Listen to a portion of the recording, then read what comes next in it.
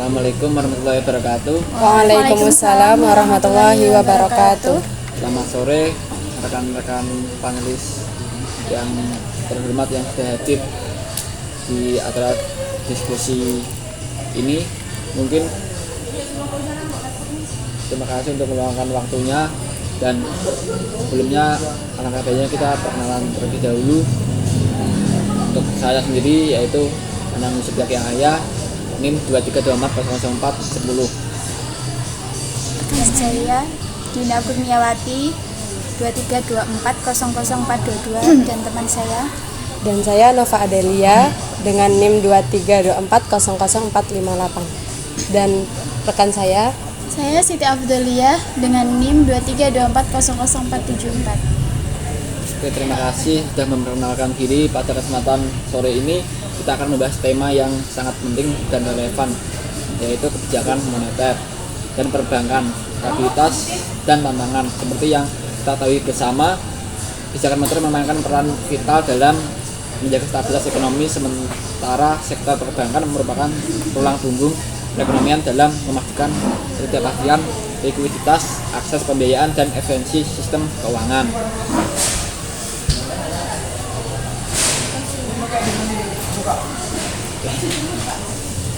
Diskusi ini akan dibagi menjadi beberapa bagian.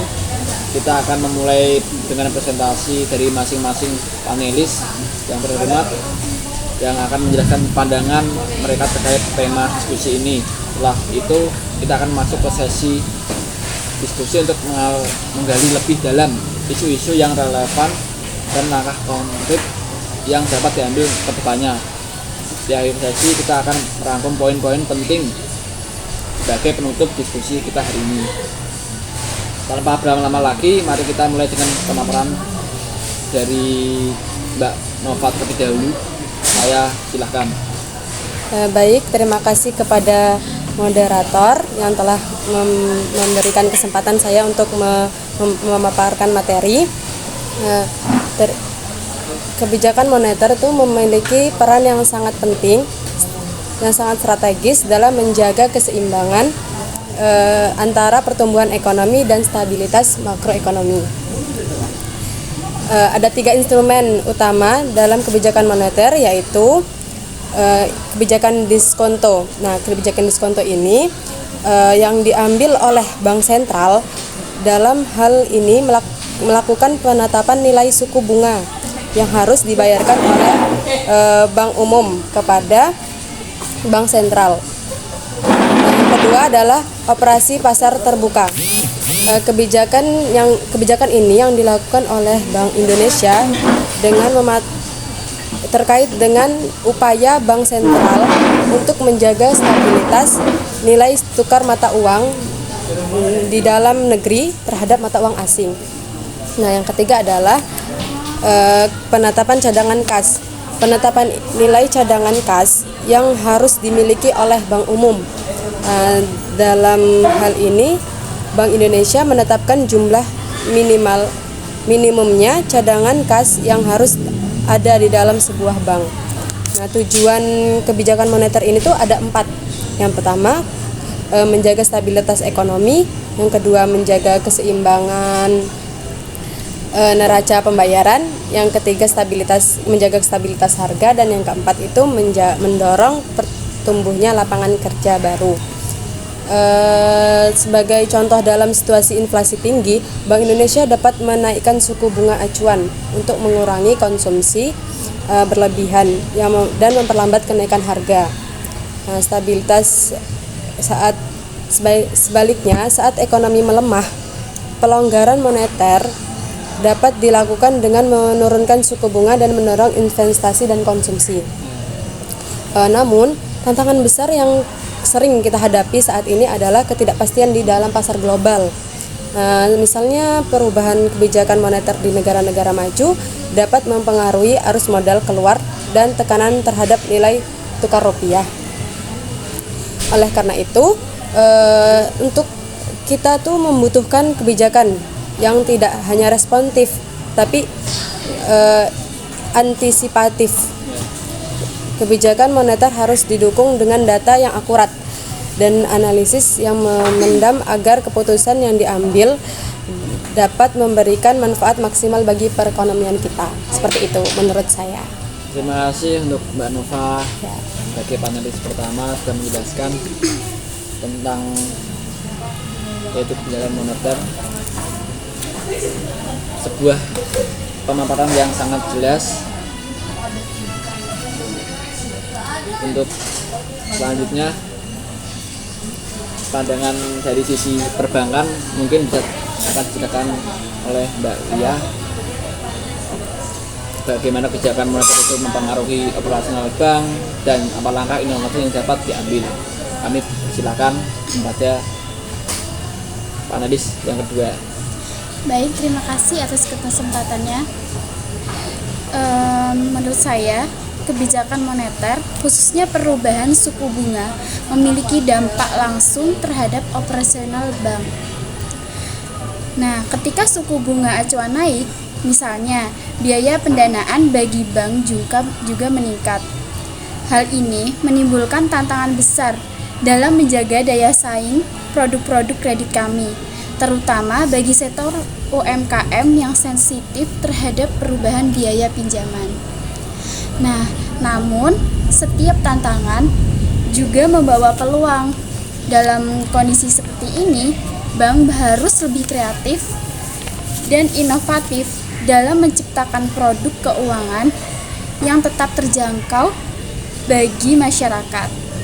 Nah, salah satu contohnya itu adalah penggunaan teknologi digital untuk memberikan layanan pinjaman yang lebih cepat, efisien, dan dengan bunga yang kompetitif.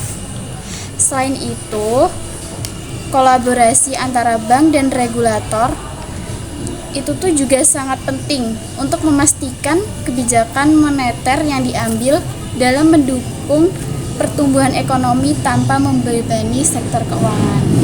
Mungkin itu saja dari saya. Terima kasih. Oke, baik, terima kasih analis yang kedua Mbak Lia sudah menjelaskan yang sangat menarik. Selanjutnya mari kita dengarkan penjelasan dari panelis yang ketiga, yaitu Mbak Dina, terkait dampak kebijakan moneter terhadap sektor ekonomi secara keseluruhan. Waktu dan tempat kami persilahkan. Terima kasih sebelumnya. Saya melihat dari sudut pandang ekonomi makro, kebijakan moneter memiliki dampak yang sangat luas. Ketika suku bunga acuan dinaikkan, maka dampak tidak hanya dirasakan untuk sektor keuangan saja, tetapi juga dengan sektor real. Biaya pinjaman yang lebih tinggi dapat menurunkan investasi, pada giliran mempengaruhi lapangan kerja dan daya beli masyarakat. Namun kebijakan moneter yang terintegrasi dengan kebijakan fiskal dapat menjadi solusi. Contohnya seperti pemerintah dapat memberikan insentif pajak, subsidi bunga untuk sektor-sektor strategis seperti infrastruktur dan energi terbaru. Dengan demikian, kita dapat menjaga keseimbangan antara stabilitas harga dan pertumbuhan ekonomi. Sekian dari saya kembalikan ke moderator. Oke, terima kasih atas panelis yang ketiga. Dina, pandangan yang sangat mendalam mungkin, dan mari kita dengarkan perspektif dari sisi regulasi perbankan yang akan dijelaskan oleh panelis satu Mbak Ria, panelis dua Mbak Ria. Terima kasih sebelumnya atas kesempatannya. Dari poin-poin yang sudah dijelaskan dari sisi Mbak Nova, Mbak Dina, terus dari yang saya jelaskan tadi, itu dari sisi regulasi, kebijakan moneter mempengaruhi banyak aspek, termasuk kepatuhan bank terhadap aturan internasional seperti Basel III. Nah, regulasi ini bertujuan untuk menjaga stabilitas sistem keuangan secara keseluruhan.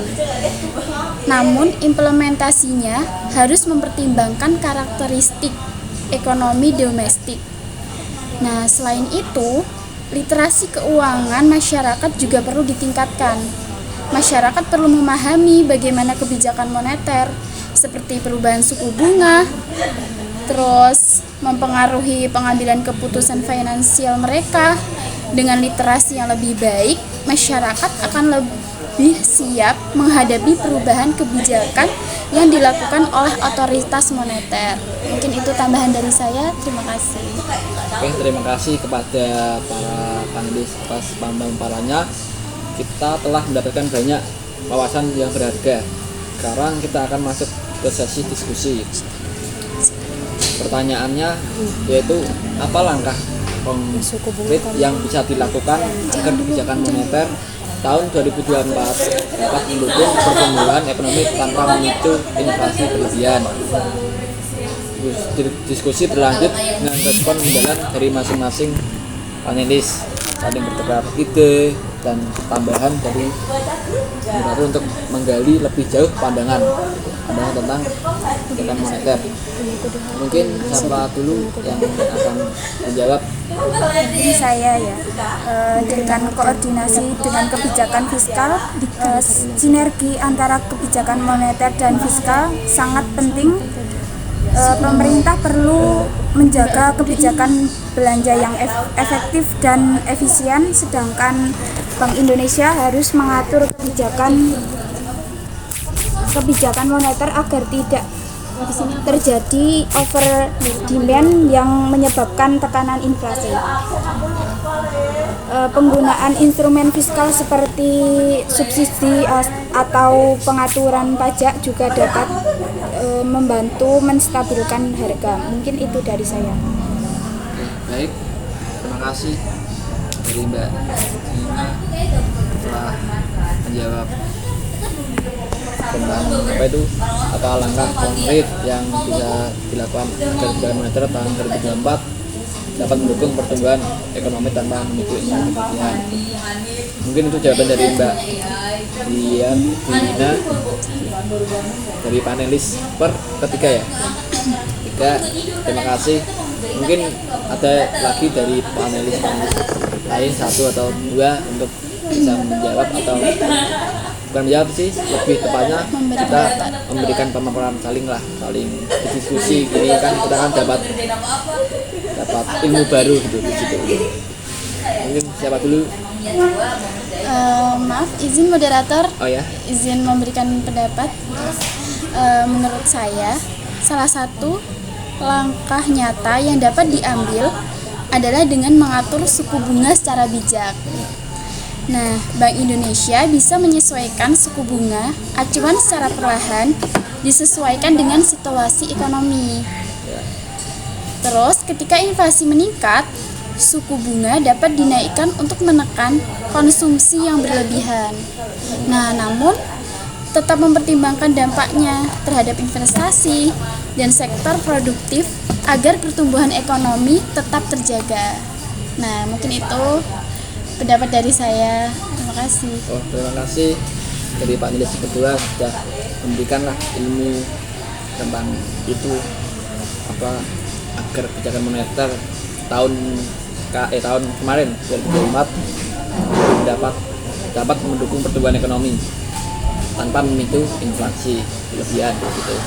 Mungkin dari tadi kita sudah membahas dan saling mending kita monggo diminum-minum dulu biar lebih santai diskusi, biar lebih cair gitu.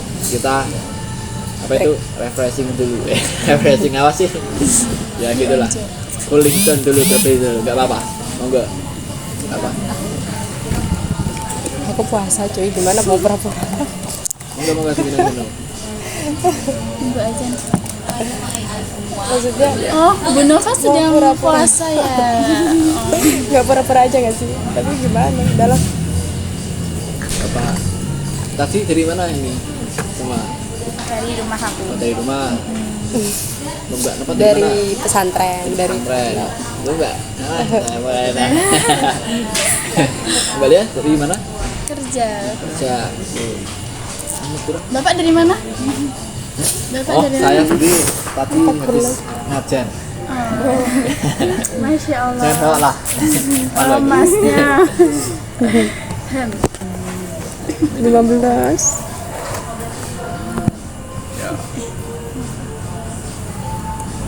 Materi keempat nggak apa-apa dibacain materi keempat aja.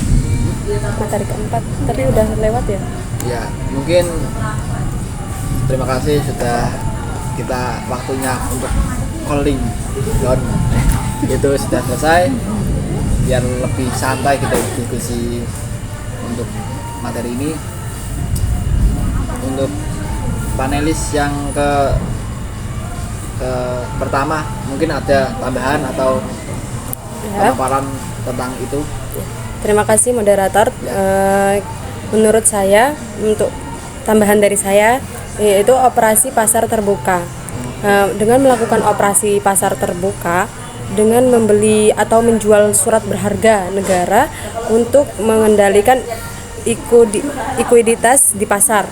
Nah, ini tuh sangat membantu mengatur jumlah uang yang beredar, yang dapat mencegah tekanan inflasi yang tidak terkendali. Seperti itu tambahan dari saya. Oh ya, terima kasih dari panelis pertama sudah memberikan jawaban atau pemaparan lah tentang apa itu, tentang bagaimana langkah konkret yang bisa dilakukan agar kebijakan moneter tahun 2024 dapat mendukung pertumbuhan ekonomi tanpa memicu inflasi yang berlebihan. Ya. Mungkin itu sudah dari 3 panelis tadi sudah menjawab semuanya. Mungkin dari diskusi ini kita bisa apa sih itu, menyimpulkan gitu. Diskusi yang sangat kaya wawasan lah. Kita telah mendengarkan berbagai perspektif yang mendalam terkait kebijakan moneter dan tantangan sektor perbankan. Kesimpulannya yang dapat kita ambil adalah bahwa kebijakan moneter harus bersifat fleksibel, adaptif terhadap perubahan global, dan terkoordinasi dengan kebijakan fiskal. Selain itu, sektor perbankan perlu terus berinovasi dalam menciptakan produk keuangan yang mendukung pertumbuhan ekonomi dan tetap terjangkau bagi masyarakat. Mungkin sudah itu kesimpulannya dari pembahasan sore kali ini yang penuh dengan kaya wawasan dan ilmu-ilmu lah. Terima kasih semuanya pada panelis pertama Mbak Nova dan panelis kedua Mbak Lia dan panelis ketiga yaitu Mbak Dina. Mungkin terima kasih juga kepada semuanya. Halo, sudah mengikuti diskusi pada sore hari ini. Semoga diskusi hari ini memberikan manfaat dan inspirasi untuk langkah-langkah ke depan. Sampai jumpa di diskusi berikutnya. Mungkin itu yang bisa kami sampaikan dari kelompok kami, kelompok Satu Perekonomian Indonesia. Terima kasih. Dan saya tutup dan saya akhiri. Wassalamualaikum warahmatullahi wabarakatuh. Waalaikumsalam warahmatullahi wabarakatuh. Setelah huru hara 20 menit. Ya, 20 enggak apa ya? nggak apa-apa, Ini nambahnya Mas itu. nambah mas itu nang. 19 menit kok. Pulang. Jadi, saya iki